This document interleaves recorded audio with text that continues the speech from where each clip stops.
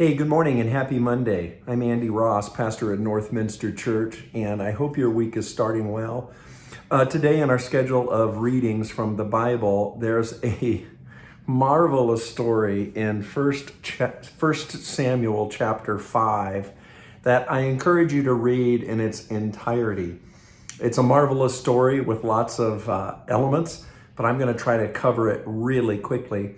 My little friend here is a little family silly trophy that is awarded and given to whomever wins at foosball.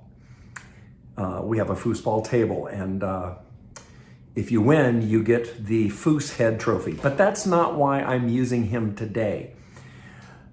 Many, many years ago, in the land of the Philistines, who were enemies at the time of the Israeli people, the god Dagon was worshipped. Dagon was a god, it was believed, of grain and grain harvest. And they had a Dagon temple. And in the temple of Dagon, who helped them supposedly with better harvest, they worshipped a statue of Dagon.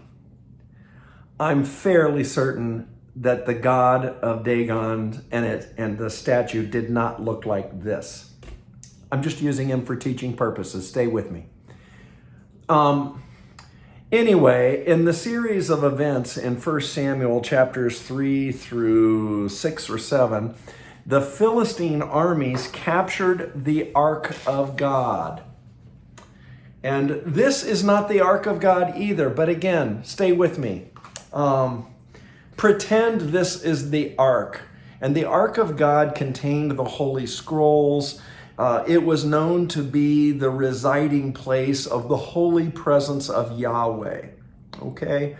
They had captured it, which greatly demoralized the Israelites. Incredibly demoralized. The Philistines put the Ark of God at the feet of their idol, Dagon. Okay? It was sort of like this. You following? And in 1 Samuel 5, you've got to read it for yourself. Overnight, when no one was looking, they came the next morning and their statue of Dagon was fallen at the foot of the base of the Ark of the Covenant. Think that means something? So they put it back up again. And then the next day, it was worse. On the following second morning, they found Dagon's statue again toppled to the ground, and now the arms and legs were broken off over by the door of their little Dagon temple. And that's when all the Philistines said, "Dagon it." It's just a great joke. Okay. It's the reaction to this chain of events that intrigues me. In the story, they become afraid of the God of the Israelites, Yahweh, and the Ark of the Covenant. And they do everything they can to get it out, to move this God Ark chest away, because it's making them sick. They're realizing that this God of the Israelite people is dangerous. They also, because their little statue broke apart at the feet of the Ark of Yahweh, and the arms and legs were found on the threshold of the temple, from that day on, the priest of Dagon would never step on the threshold of the door, because that's where the legs and feet broke off of their worship statue. I told you it was a great story. But obviously, one of the great lessons was they never took a step big enough. The end result was they chose to move the Ark of the Covenant of the living God of the Israelite people, get it away. And then they developed a silly custom to not step on the threshold. It was not a step big enough. Here's the question I want to ask you today.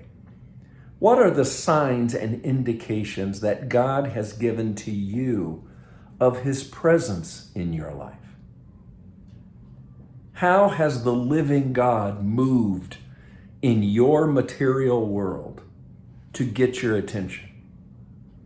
And are you just pushing God away or not taking clues about the silly things you've been devoted to when there's a truly higher power, higher than what you've been worshiping, higher than yourself, who really holds out for you life and death? Are you taking a big enough step of faith towards the living God?